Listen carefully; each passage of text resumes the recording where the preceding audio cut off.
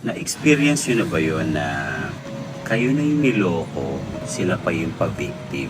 Kung sila yung unang gumawa ng kasalanan, tapos sa huli parang sila pa yung biktima, sila pa yung may ganang magsalita ng mga sakit na salita, mga pagbibintang na alam mo siya naman talaga yung gumawa.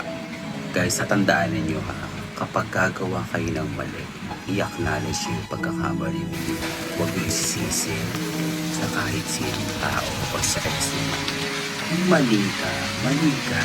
Kung mali kayo pareho, mali kayo pareho. Pero hindi yung kailangan mag-post ng kahit anong masasakit na salita na alam niyo naman sa sarili ninyo na isa ka sa malaking parte ng pagkakamali na yun. At hindi naman ito makakatulong para na mapagaan yung kalooban mo, para magmukhang kasira-sira yung ex mo.